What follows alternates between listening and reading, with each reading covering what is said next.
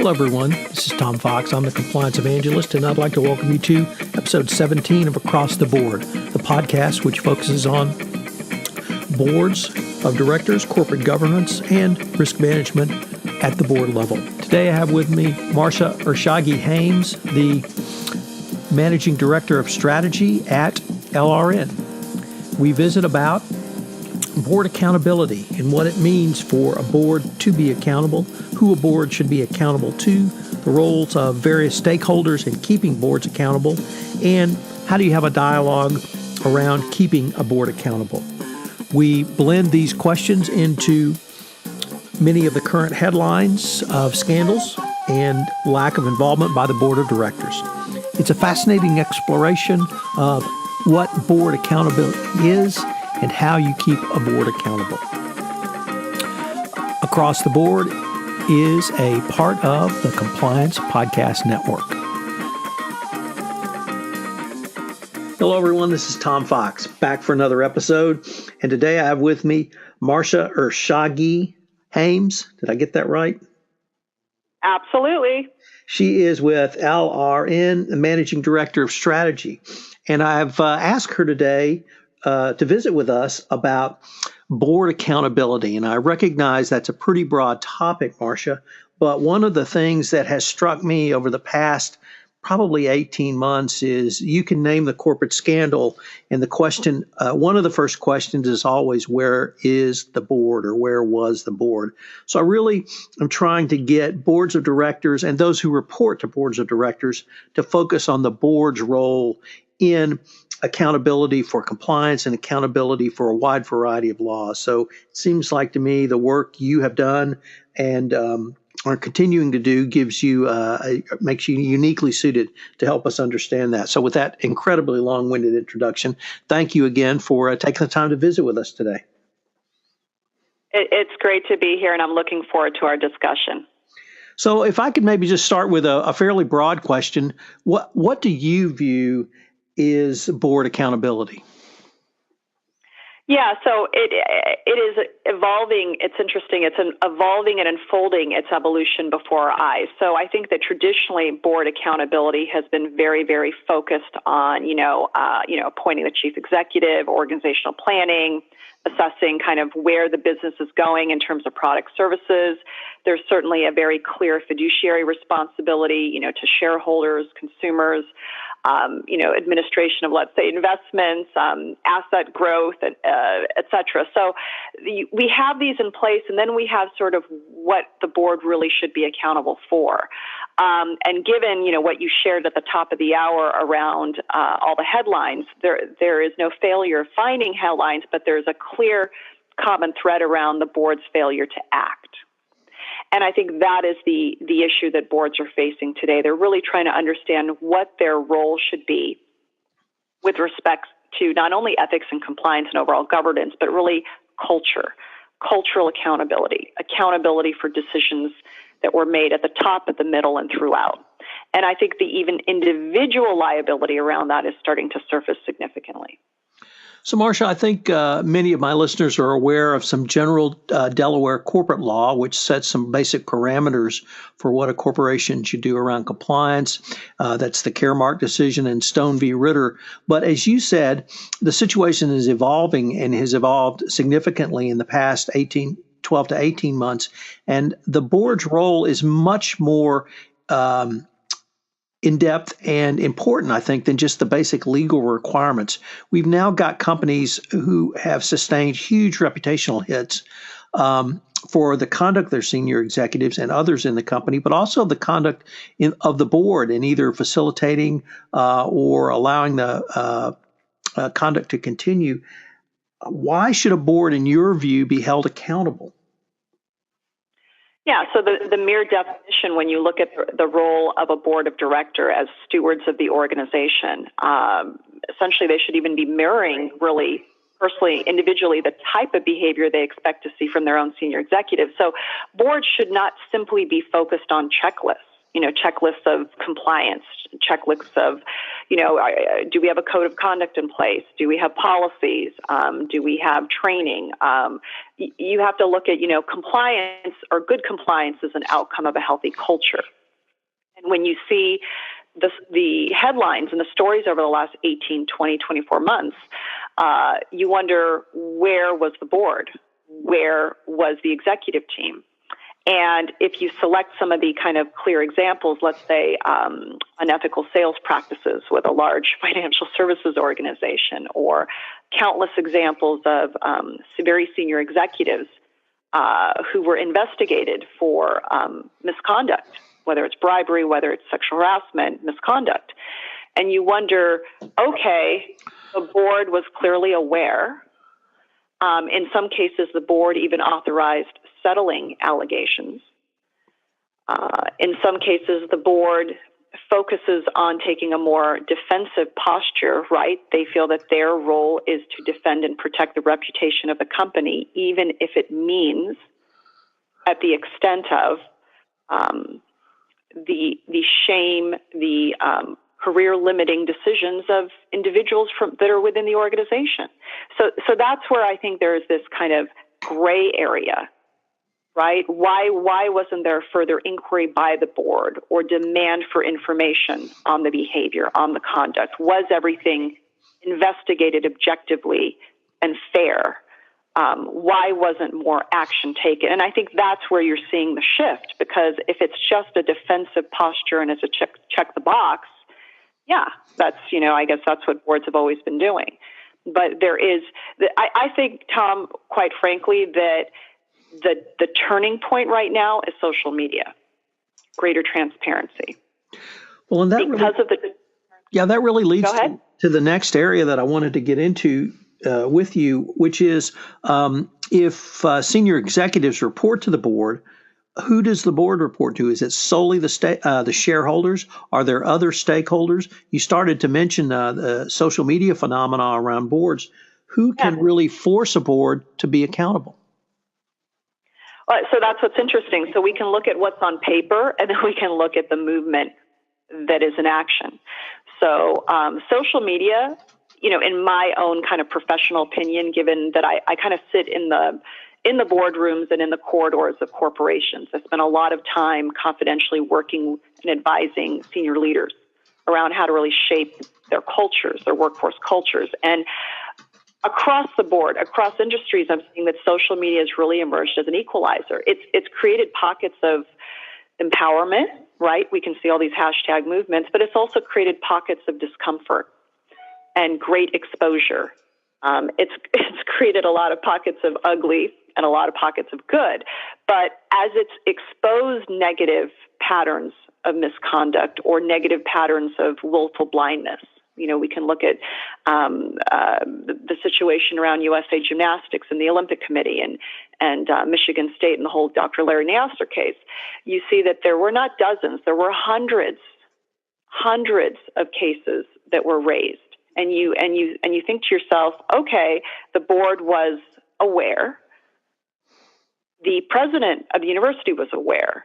The Olympic Committee was aware. So when you look at all the different stewards that had the opportunity to take action, did they not take action because they thought that they were not accountable to the workforce, to the shareholders, to the consumers? So what's happened is the consumers, the consumption or the consumption of that talent, of that field, of that action is now exposing and holding the boards accountable. And it's fascinating that became the tipping point.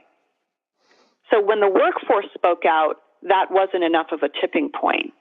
When allegations are raised, that's not enough of a tipping point. As a matter of fact, there's plenty of cases of large media organizations in the last 18 to 22 months that have showed that they were settling numerous allegations of sexual misconduct and other things by their very senior executives.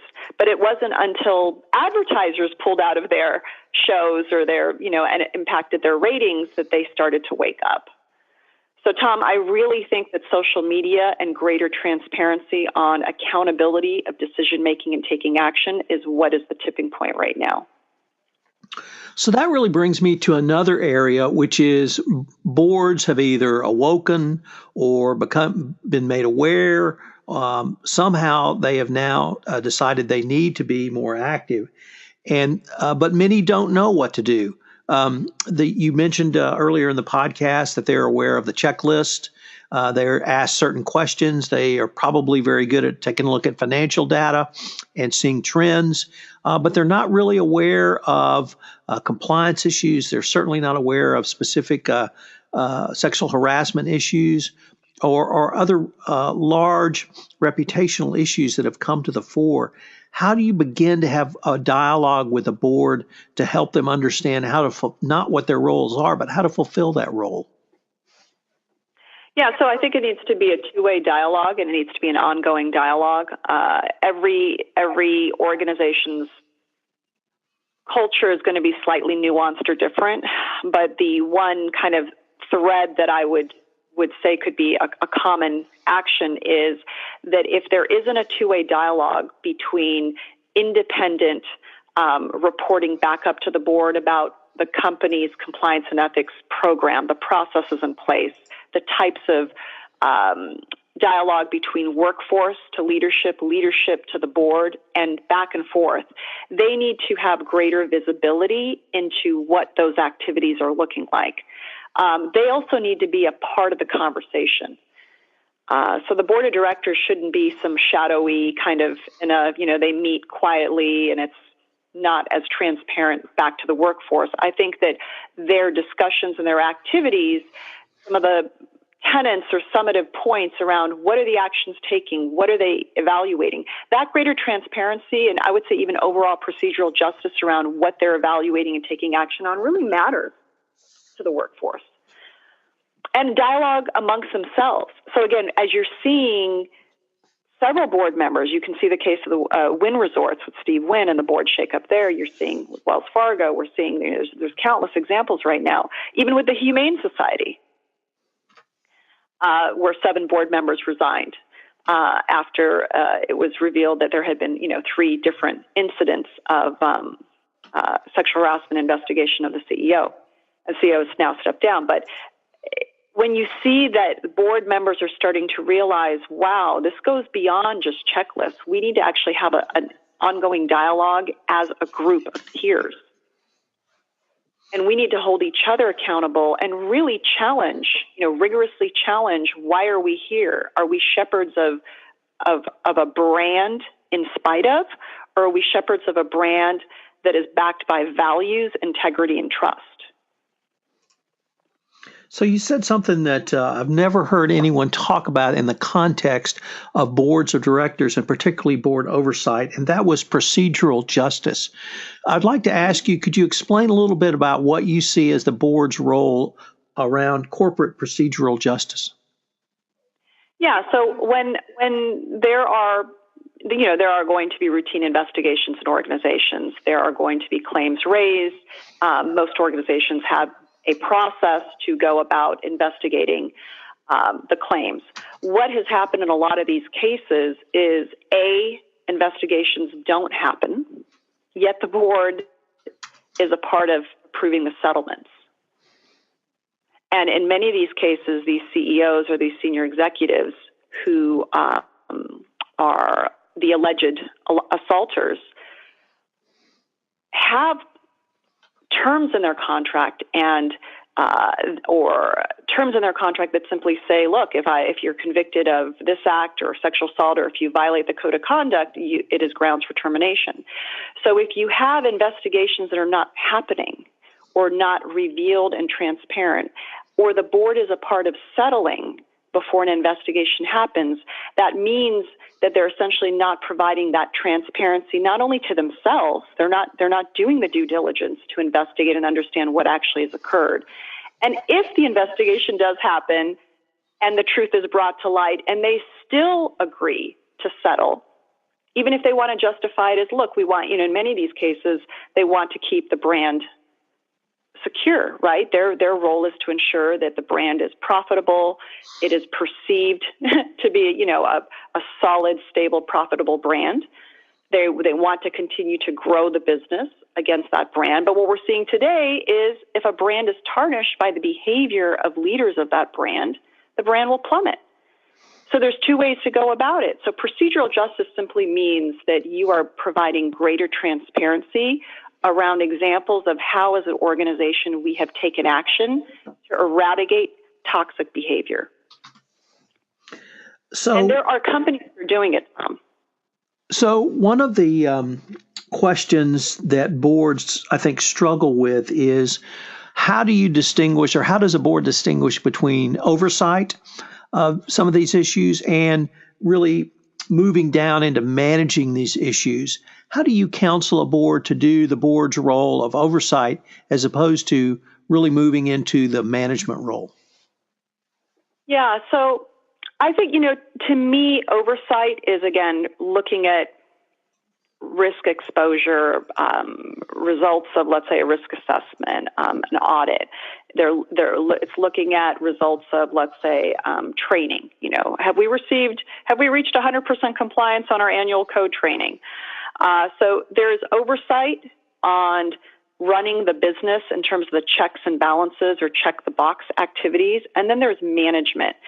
And you can manage your risk tolerance. You can manage to control a narrative or a message, or you can lead. And I think that the shift that we're seeing between kind of the oversight trending to management, I think we're actually shifting from oversight to leadership.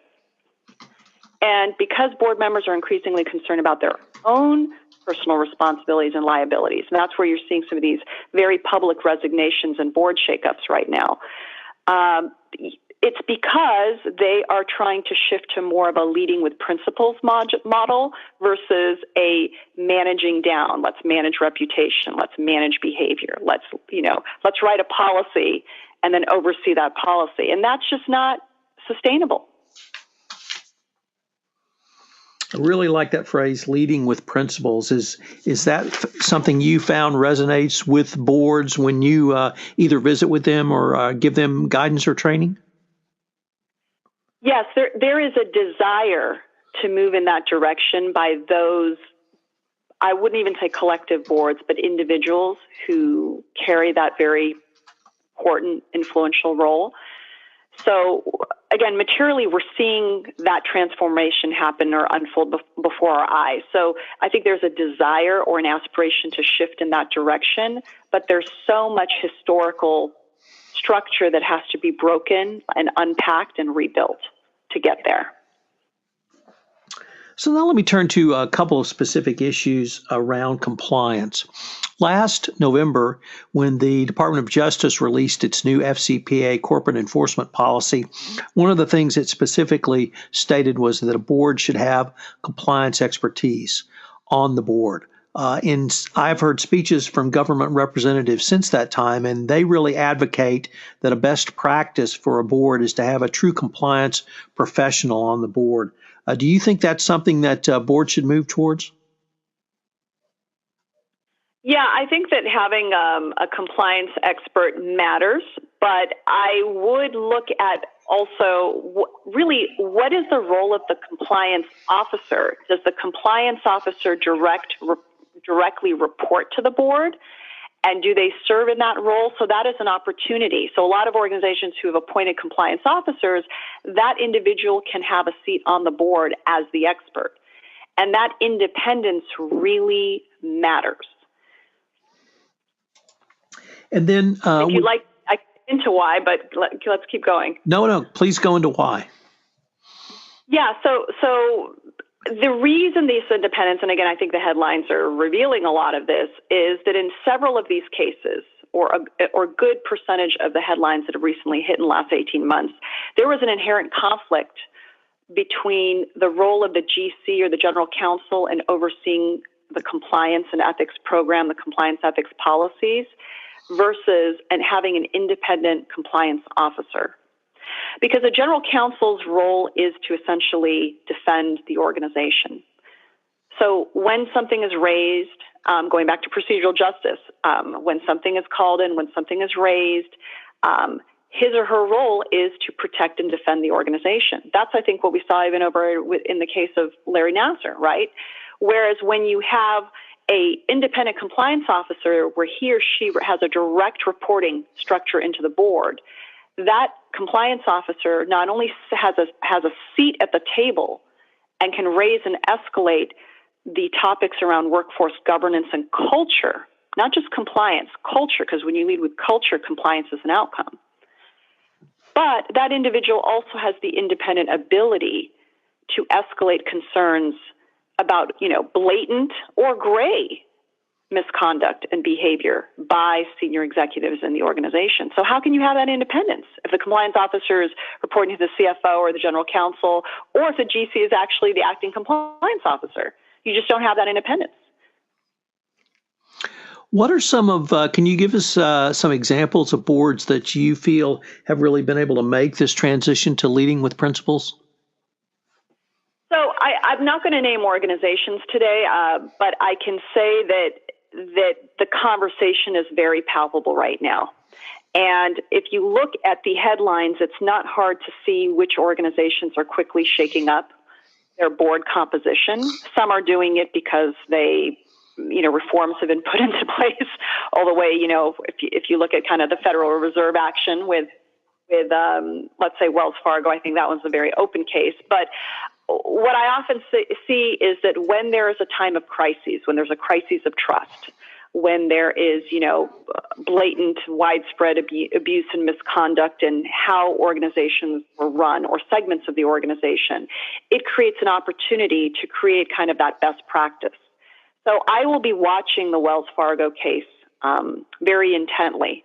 I am very curious to see that with, let's say, the compositional change, will they shift into a direction that is focused on leading with principles?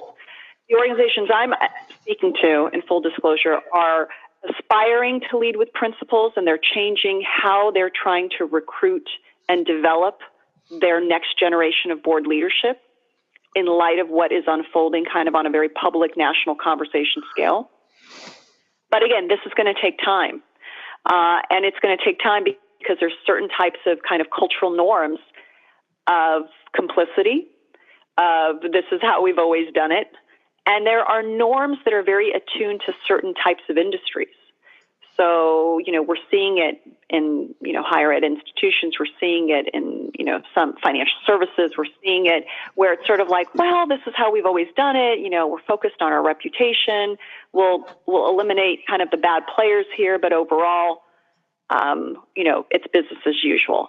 I think that the social conversation of empowerment and the power of one to many, where individuals are bringing their story very public right now, it's forcing, whether they like it or not, it's forcing boards to have this conversation around leading with principles and what does that really look like.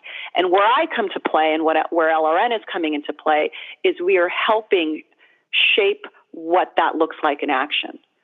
So if a board of directors says, look, we really want to become a more leading with principles organization, we really want to put values into action, that's where LRN comes in and can help them construct the strategy and provide the pillars around what that can really look like.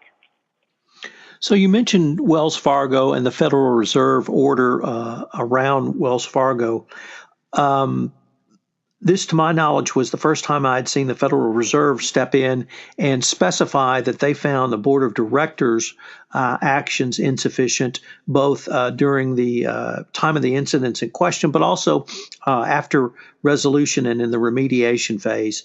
Do you find that I guess I was a little surprised to see the regulators step in, but having the regulators step in, is this something, in addition to the reputational risk, in addition to potentially other stakeholders raising issues, is this something you have seen get boards of directors' attention? It's definitely gotten the attention. It's a rallying cry of attention. Because what are the messages that they're sending when the regulators step in? Okay, because folks are always looking at, well, what do the regulators expect? And then everyone operates to that minimum bar. But we know just in practice, and the research shows that you need to go beyond the bar, right? So you can't legislate behavior. So yeah, the Fed Reserve has instructed these are the changes and the reforms that are going to be put into place. But now the challenge, and this is on a very public kind of scale, is what is Wells going to do to go beyond that? Can they put in the model to lead principally and to demonstrate their concern and their concern for their not only shareholders, forget about it, their consumers, right? These are their customers that they have materially abused. So it's not, so yes, the regs have stepped in and folks are taking watch and paying attention, but to institute these sanctions and to impose this on the bank by the Federal Reserve, at the end of the day, you have to go beyond that bar.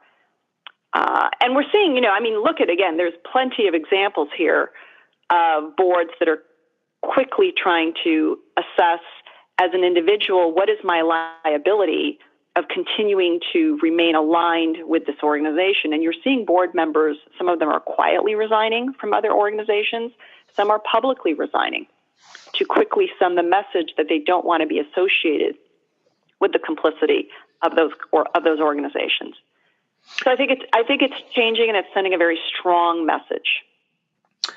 So it really seems like not only has the marketplace responded, the regulators have responded, many stakeholders have responded, and now I think boards are responding as well. I have been speaking with, I hope I get this right, Marsha Ershaghi Hames.